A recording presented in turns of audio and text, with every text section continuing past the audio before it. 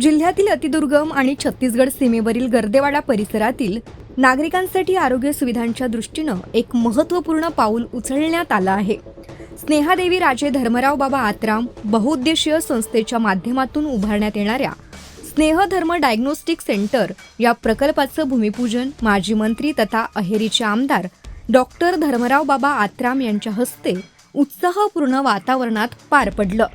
या उपक्रमामुळे दुर्गम भागातील नागरिकांना दर्जेदार आरोग्यसेवा स्थानिक स्तरावर उपलब्ध होण्याचा मार्ग मोकळा झाला आहे.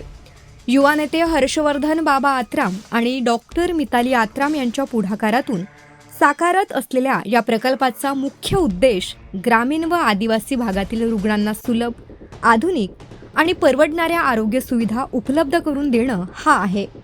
आतापर्यंत वैद्यकीय तपासण्या आणि निदान सेवांसाठी नागरिकांना लांबच्या शहरांमध्ये जावं लागत होतं.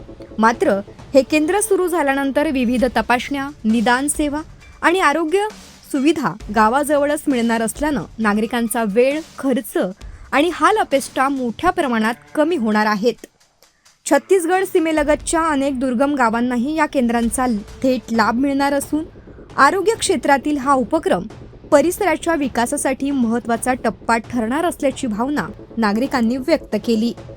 ग्रामीण भागात अत्याधुनिक आरोग्य सुविधा पोहोचविण्याच्या दिशेनं उचललेलं हे पाऊल भविष्यात हजारो कुटुंबांसाठी वरदान ठरेल असा विश्वास व्यक्त केला जात असून स्नेहधर्म डायग्नोस्टिक सेंटर हे सीमावर्ती भागातील जनतेसाठी आशेचं नवं केंद्र ठरणार आहे.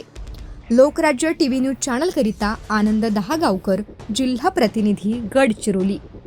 शाळा जवळजवळ 35 वर्ष झाले आपण इथे आश्रमशाळा सुरू केलं आणि तेव्हापासून आपण शिक्षणाचा प्रसार आपण करत आहोत. आणि आता स्नेहधर्म फाउंडेशनच्या माध्यमातून आपण इथे आता दवाखाना आपण टाकणार आहोत. याच्या माध्यमातून सगळं डायग्नोसिस वगैरे आपण करणार. ज्यांना दवा देता येईल त्यांना इथे दवा देऊ आणि बाकीचं डायग्नोसिस केल्यानंतर डोळ्याचं ऑपरेशन असेल, कानाचं ऑपरेशन असेल, हातपाय तुटला असेल किंवा कोणतंही कॅन्सरचं बिमारी असेल, हे सगळं बिमारी करता जिथे पाठवायचं असेल तिथे आम्ही कोणत्याच प्रकारचा लोकांकडून कोणत्याच प्रकारचे पैसे न घेता आपण त्यांचं ट्रीटमेंट आपण करणार.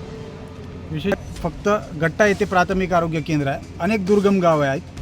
या दवाखान्याच्या माध्यमातून या भागातील नागरिकांना कशा प्रकारे सेवा देण्यात येईल? जवळजवळ 5 ग्रामपंचायत इकडे येतात आणि त्या 5 ग्रामपंचायतचे लोकांना जवळजवळ एक 15-20 गावं आहेत. त्या 15-20 गावांना एक त्याचा सवलत होईल. छत्तीसगड आहे, छत्तीसगडचे सुद्धा काही बॉर्डरचे गाव आहेत, ते सुद्धा त्या फायदा त्यांना लोकांना सुद्धा